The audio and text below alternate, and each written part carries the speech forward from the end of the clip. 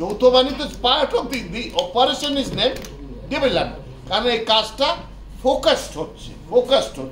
যারা আনস্টেবল করার চেষ্টা করছে তাদেরকে আইডেন্টিফাই করে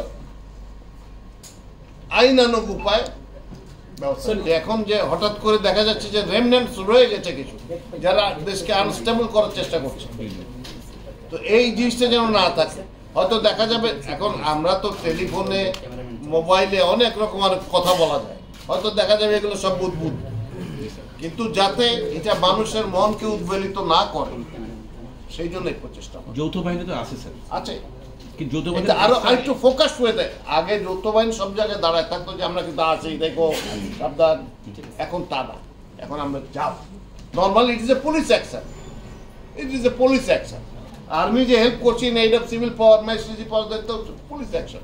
আমাদের দেশে যে পরিবর্তন এসছে 6 মাস আগে, সে পরিবর্তনের পর আইন শৃঙ্খলার ক্ষেত্রে উপযুক্ত কারণেই সেনাবাহিনী সারা দেশে মোতায়েন করা হয়, তারা স্ট্যান্ড ছিল।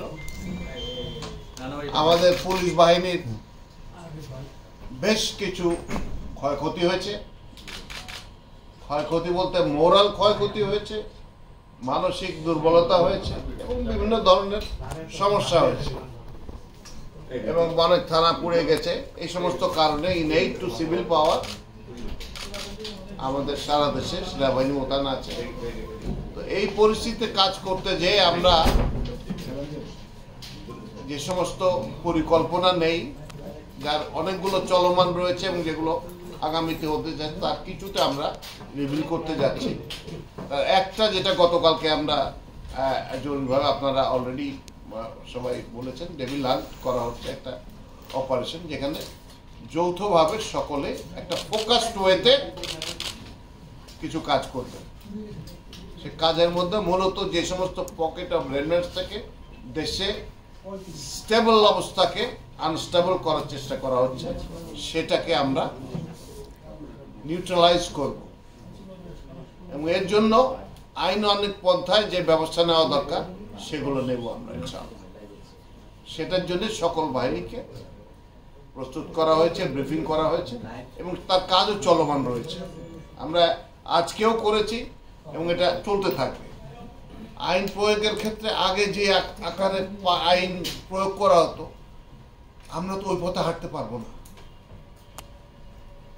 আমাদেরকে আইনের স্পিরিট নিয়ে কাজটা করতে হবে।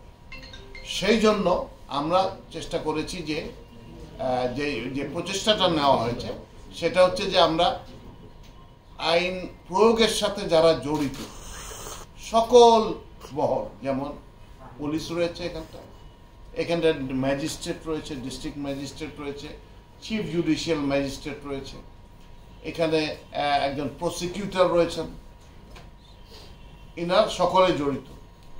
ইনাদের সকলের সাথে আমাদের বসবো, একত্রে সবাই বসবো যে কিভাবে আমরা সুষ্ঠুভাবে আইনটা প্রয়োগ করতে পারি দেশে।